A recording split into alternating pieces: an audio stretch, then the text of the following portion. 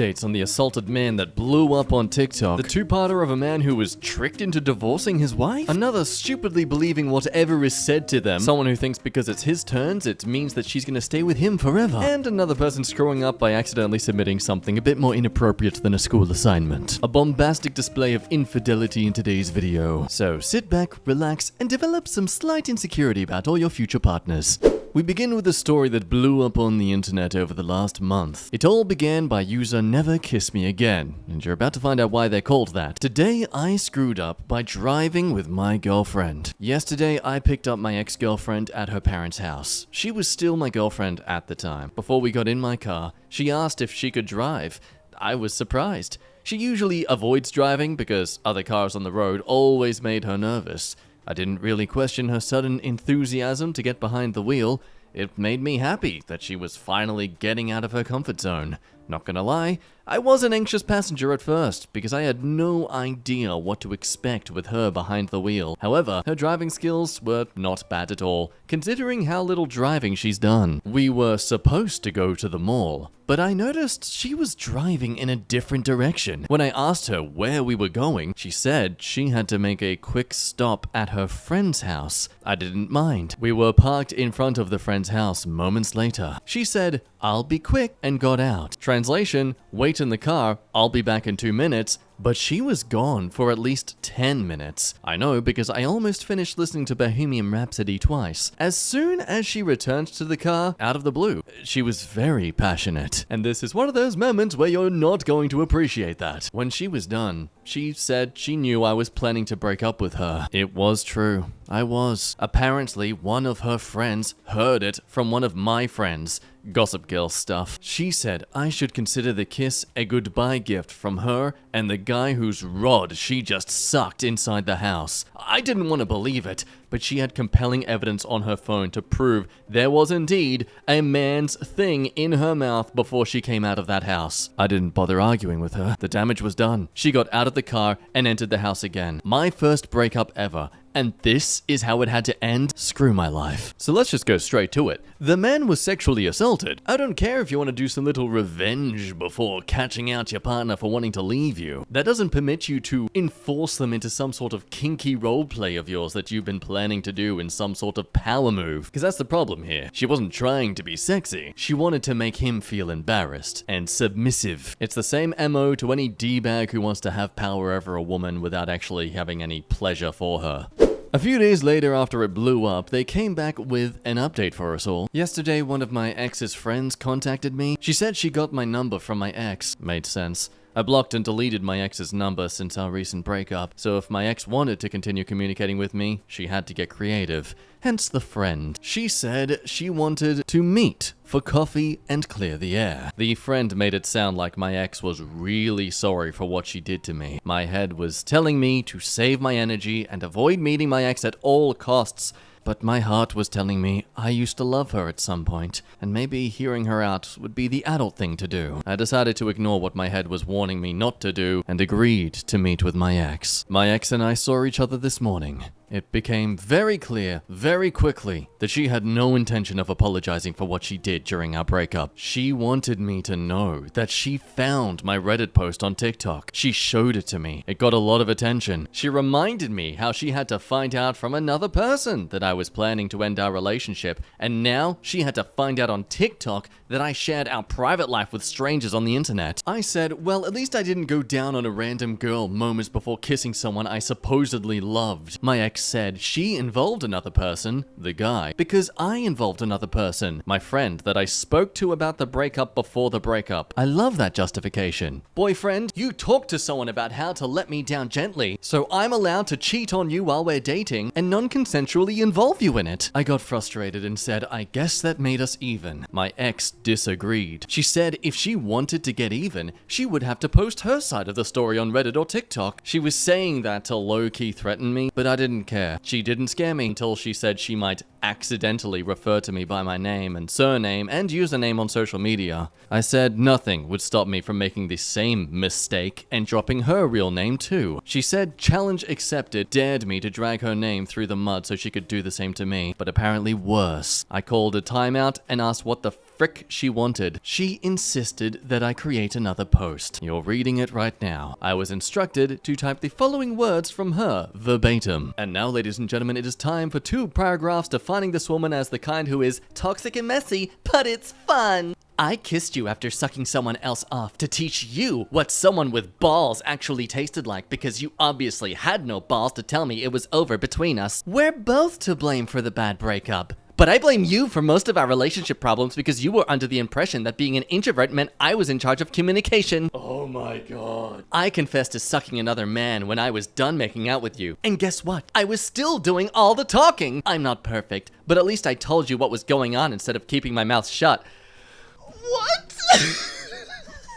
You can hate me all you want for using a random guy with a random willy to hurt you. However, you've been using me since the beginning of our relationship. I was good enough when you wanted to lose your virginity and enjoy all the perks of having a girlfriend. But as soon as you became more intimately experienced, you realized relationships actually required work. I'll admit it. I'm a lot of work, but so are you. Dating a virgin guy with literally no relationship experience meant I had to take the lead in and out of the bedroom, which wasn't always easy and enjoyable, but I did it because I believed you were worth it. I was wrong. You're just a little boy with a big appetite and a small stomach. Fun fact, you didn't make me finish as much as you think you did. I am so thankful this woman stupidly enforced her side of the story to be shared online, because now it's here forever. And hopefully as she grows beyond the age of 3, she can reflect on this immaturity and shudder in shame and constantly be reminded as to be the person that she should never be. Well, there you have it. I'm the bad guy. I've done my part. I agreed to share this post if my ex agreed not to turn this into a name and shame game on Reddit or TikTok or whatever.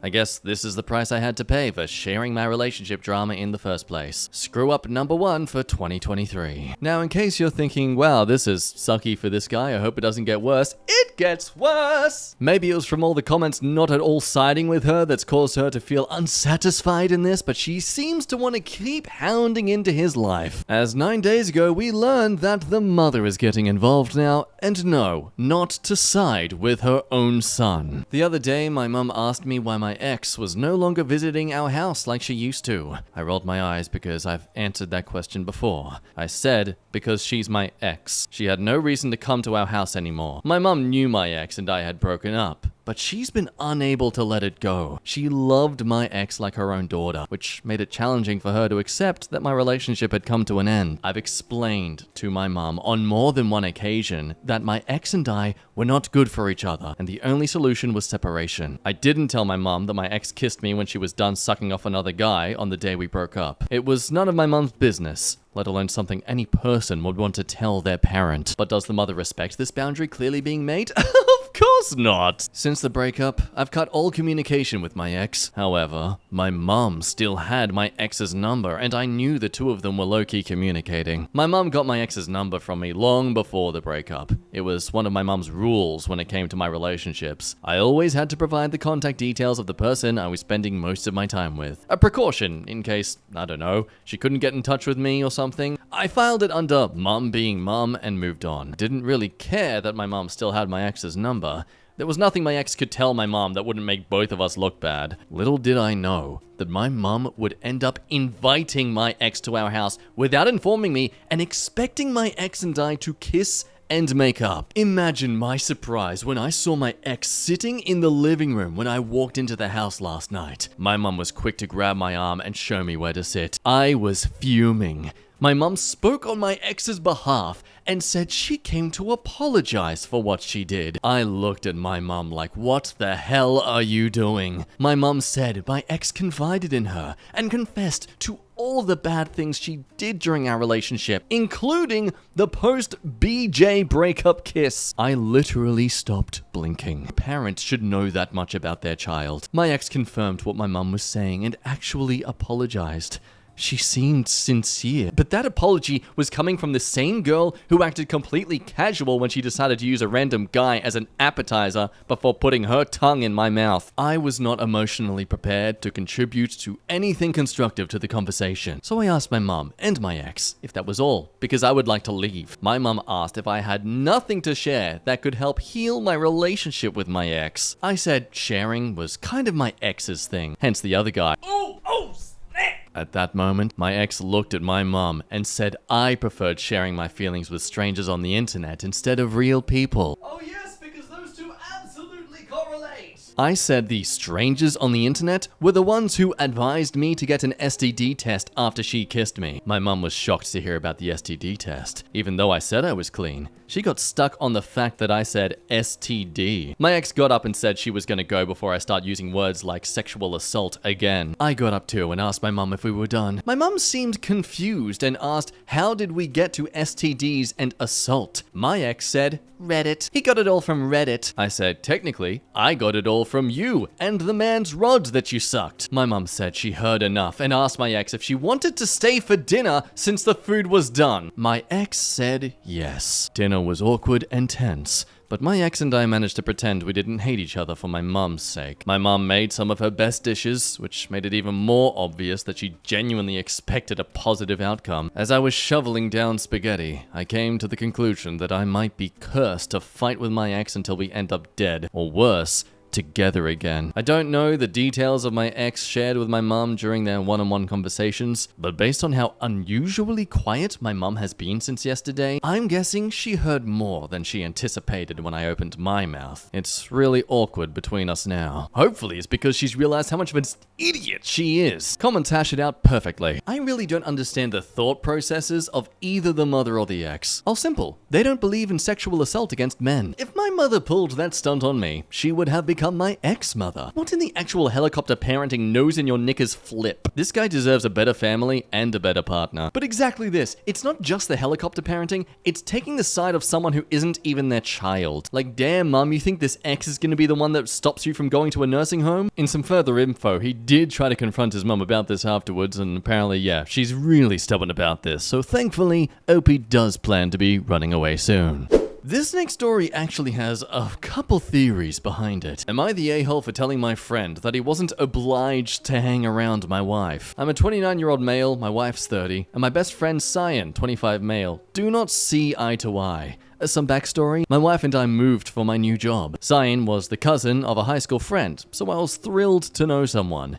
We quickly became best friends, closer than brothers. In COVID, our job was in person versus my wife's work from home. Cyan is a very kind person. I think my wife hated everything about him though. She thought he was too goofy and hated how he teased her. My wife takes things seriously, and she's a romantic, so things like date nights are a big deal to her. She hated when Cyan hung out, even when I invited him. A few months ago, I had a 4-month project across the world. I needed the promotion. My wife ended up needing surgery, and she, unlike me, didn't make close friends here. Her friends and family were too far. She couldn't do normal things post-surgery and wanted me to come back. I complained to Cyan, and he suggested that he pop on over to help her. He ended up doing a lot more, and my wife heavily relied on his kindness. When I came back, it was like my wife flipped her switch. Things that were immature became playful. She constantly fell for his fish for compliments, and it was like Cyan could do no wrong. Cyan still hung out, but it was like he couldn't snap out of a caretaker mode. The two of them are practically joined at the hip. When I went to work,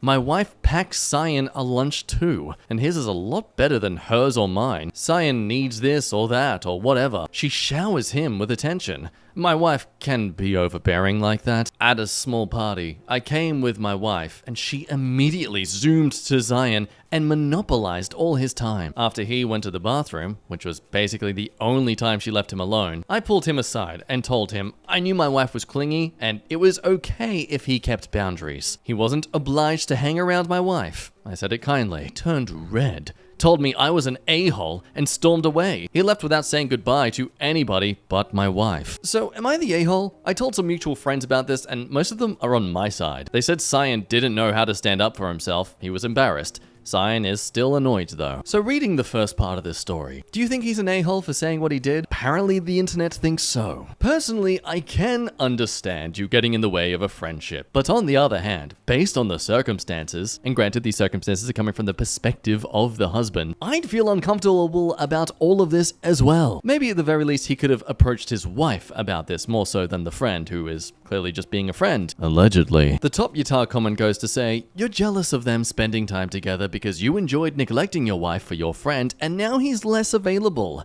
You're mad that the thing you wanted to happen, them getting along, has happened, and you're peeved at your suggestion he was there for her and supported her when you didn't. I don't know, and neither do you, whether your wife is trying to prove a point about how to be caring and supportive because you weren't towards her, whether they had an affair, or whether you're just someone who likes to be in control all the time. But it really doesn't matter. This is a situation that you set up entirely for yourself, and they have a relationship that you promoted and indeed forced by pushing them together while you were away and your wife was in serious need of help. She had no choice over who could help her. You made it. You're an a-hole for whining about it and trying to split their new bond apart for your own needs. Now, that is valid criticism. I can totally understand where they're coming from, especially with the fact that, yes, he'd invite his own friend over to their date nights. Like, why would you do that? And yes, most of his comments seem to be negative about it all, but most of the time when you're complaining about something on the internet, you're going to be complaining, i.e. talking about the negatives. This update coming a month later. I think my friend manipulated me into divorcing my wife. My wife and I hit a rough patch recently. She accused me of being distant, of not paying attention to her or caring about her, and other things to imply I'm lacking as a husband. Meanwhile, I have a lot of things on my plate that she refused to acknowledge, like the fact that my insomnia has gotten worse. My job hours are killing me, and I don't have free time to do anything anymore. A few weeks ago, Cyan and I were hanging out with some buddies from work, and we were talking about how a friend was blindsided by divorce. Cyan made a comment to me that my wife won't be a taken woman for long. I saw this as my wife had confided in Cyan that she was going to divorce me, and he was giving me a heads up. I had to beat her to the punch, and I went to the top divorce lawyers in the area. At the time, I didn't realize that it meant she hadn't met with divorce lawyers, have many assets. My parents paid the down payment on my house. I served her the papers and she sobbed for hours. She seemed shocked. Since I owned more of the house, I asked her to leave and she left reluctantly, but not without more sobbing. My wife went to a hotel at first, but here's where it gets messed up. I found out she started living with Cyan. I couldn't get in touch with her.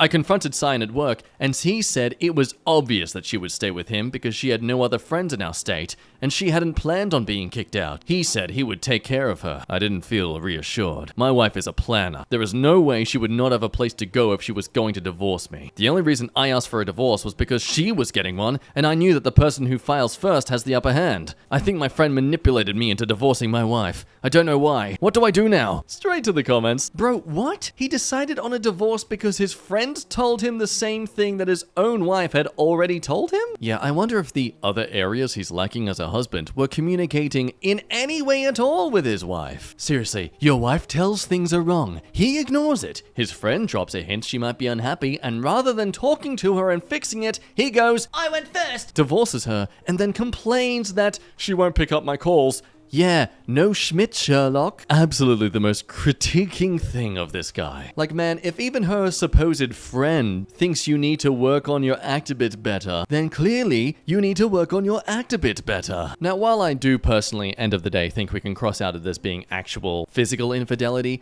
I do think there's been a case of emotional cheating happening in this relationship. Granted, it's not like the husband's been doing a good job at thwarting that. It's just understandable, but nonetheless still happening, that the wife is emotionally cheating with Cyan. But yes, end of the day, do you think that Cyan was genuinely manipulating this situation? Do you think the husband was just a complete idiot? Do you think the wife was actually cheating all along? Let me know your thoughts down below. And now on to my wife's friend, 25 female, lied about my wife cheating on me, 27 male, and I cheated on my wife with her. People make the best of decisions in today's video. I realized my huge mistake after her and I slept together. Her friend was always an otherwise truthful person, and I didn't expect her to lie, but she did. She fooled me into sleeping with her. My wife went to a friend's wedding that I couldn't attend. Her friend told me that she met a guy there, and she went with him to a hotel to hook up. The story was completely fabricated. I asked my wife how the wedding went, and everything seemed fine. That I'd been gaslighted by an ex before, and I've been around that despite them acting totally normal around me. I was fuming inside and kept my composure. I assumed my wife had cheated and wasn't telling me. The truth came out after her friend and I slept together. I regret it deeply. She said she just always had a crush on me, but didn't know how to tell me. Suppose she just cracked my insecurity code. She said she's sorry, but doesn't regret finally being with me, but won't tell my wife. I'm in a very difficult situation. I don't want to lose my wife, and I'm afraid of telling her as a result. besides telling her. What can I do? Please help. Top comment. Wow, you're an easy man. Seriously, can you imagine being so easily swayed by others? Still can't even make a decision for himself on how to tell her. Yeah, so instead of talking to your wife, you instead decided to jump straight into bed with her friend. You're either an idiot or this is a terrible lie that your wife will not believe. Either way, you need to tell your wife the truth since she deserves to know. There is no other option than to own up to your Schmidt. Yeah, not gonna lie, at first I was feeling rather sympathetic towards this guy, but then reading some of his replies to these comments, yeah, I kind of am no longer having that sympathy. One question did ask, so yes, instead of talking to your wife, you decided to just jump straight in bed with that friend, not trying to hear your wife's side of the story at all. OP says, I did talk with her, but my judgment was clouded. I assumed she wasn't going to tell me the truth and was acting as if nothing ever happened, which I now know is the actual truth. I made a brash decision that led me to take this route instead. And in regards to how hilarious it was that this is your mechanism, you find out you've been cheated on and you immediately go ahead and cheat on your partner as a result. And his response, well, he's basically the deja vu of that Schmitty ex-girlfriend, basically trying to break her heart before he can get his broken. And then there's other opinions that are just, wow, they're just scathing. This comment definitely doesn't have a personal vendetta against cheaters at all. Next post. I had to screw her again because she was threatening to tell my wife and I didn't want to put my wife through that pain. Overall, I think it's fair to say that when you think your partner is cheating on you, don't actively do that thing you think they've done. Over now to another fun devil. My friend's partner, 28 female, and I, 26 male, are in love, and I don't know where to go from here. I know I'm going to get a lot of blowback on this one, but please try to listen with an open mind. My friend met his girlfriend 3 years ago while I was living in a different state. We met each other a year ago during New Year celebration. The moment we met, we really connected, like we really got each other's jokes, and we shared a lot of the same opinions. Even shared our love for abstract painting. As we kept talking, I got a feeling my friend was getting jealous of how close we were getting, so I decided to back off, to respect their boundaries, and didn't talk much for the rest of the trip. When I got home, I couldn't stop thinking about her. This is where things get a bit messy. I knew I couldn't open up as myself, so I thought of getting in touch through Instagram. I mean, that right there just makes you the a-hole here. No questions asked. You are actively pursuing this. She has this art account where she posts her paintings, and I messaged her using an anonymous account. My initial intuition was right. She understood me like no one ever has before. What started like once to twice per week now became a daily thing. We checked in with each other about how our day, and it was always a relief talking to her at the end of the day. We texted a lot, and we shared a lot of our deep secrets as we were anonymous to each other. She told me she has never felt this way with anyone else before, and she was feeling guilty because of her boyfriend, my friend. I shared the same feelings. Last month, things became more complicated. We began sharing texts and pictures in an intimate nature. Today, it's like we get more and more infatuated with each other. In our more recent exchange, she said how empty she feels in her current relationship and how she feels it's coming to an end. Lately, she has also become more interested in knowing about my personal details, which I keep shrugging off. To make things worse, my friend called a couple days ago and told me he's serious about her and plans on talking about marriage. I'm completely lost at this point and don't know where to go from here. I know a lot of things I did aren't right, but I do genuinely love her and want to know if there is any way I can make this work. So let's just clarify this. This man is shrugging off any personal details. She doesn't know it's the friend yet. She has no idea that this guy is him. Now, in this guy's defense, apparently he's not been the one that's making all the first moves. No, he's just reciprocating. She made all the first moves. I only reciprocated her feelings. I know I am still guilty. And when someone points out the obvious, I mean, that's not a good thing either. She's showing you who she is. If your relationship hits a dry spell, she'll be considering the first anonymous guy who discusses art with her on Instagram. Good luck, man. I have thought about the same thing, but what we have is truly special, and I know there is nothing that can break that. Oh, and in case you think they've revealed each other through the photos they've sent to them, nope, not at this point. I'm waiting for them to sort out their relationship. I plan to talk to her once they break up. And this guy's just in denial. People are saying, hey, this is creepy. But hey, look, it's not his first choice. But there was no other way, guys. There was no other way to reach out to her with his own actual account, with his own actual identity, to save her from being wrapped up into this promised Prince Charming that she doesn't realize is actually this other guy, who for all we know, she probably just thought he was a nice guy that one time they met. And it is just so fascinating when people try to understand why this is even a thing between them all. Opie apparently feels sorry for their friend. Apparently, she's only sticking around for the boyfriend's mental health, which agreed with this comment. BS. You don't give two smacks about your friend. You're selfish. You literally have made the effort to try and break them up. You've slyly inserted yourself. Now, to be fair, clearly this seems to be a case where she was going to be doing this inevitably, but hey, might as well be with you. But still, the fact that you're this boyfriend's friend as well. Disgusting.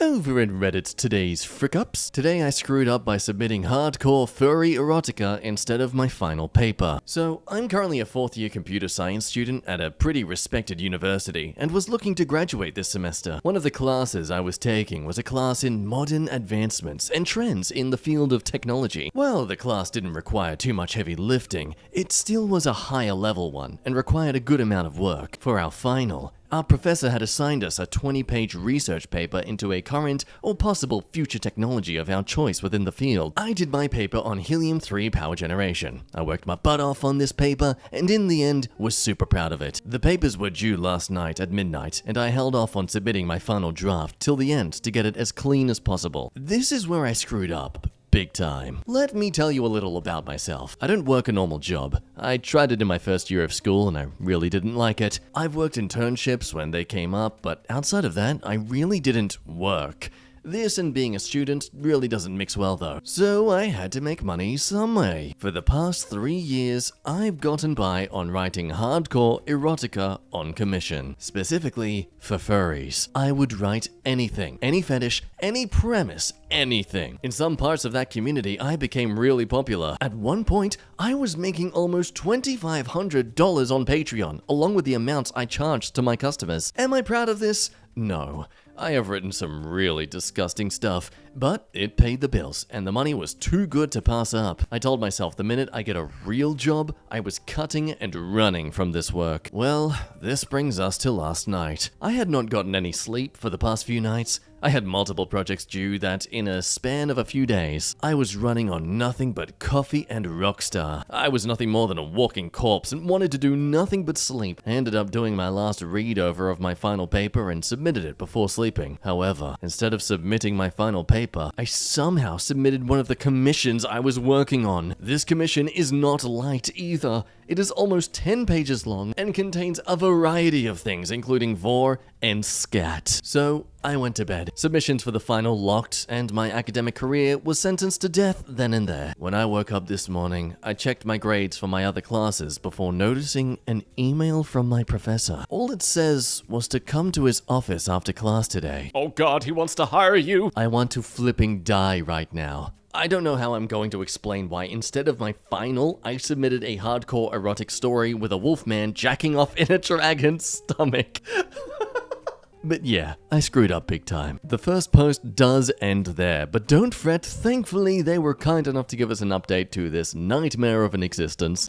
Well, I just left his office and I still want to die. Not as much though. I took some advice from here and printed my paper out and had it with me. I won't lie. When I sat down with him, I was already almost in tears from the stress and embarrassment. I guess he picked up on that because he tried to be as nice as possible and told me to calm down and just explain what happened. I ran down pretty much everything I said here. While he didn't agree with the avenue I was taking to make money, he understood why I was doing it. He had checked the submissions last night after the deadline, and my submission's name stuck out immediately. It was along the lines of Customer Commission Second Draft. I've taken a class from him before and was an A student, so he guessed I had submitted the wrong file on accident. He told me he read the first page and realized it probably wasn't meant for him to read. I gave him the copy I brought and he accepted it. He told me to email him the file and he would replace the one I had submitted and that we would pretend this never happened. He seemed to at least have a good sense of humor as he told me that what I had originally submitted was well written, at least, from what he read. Like I said,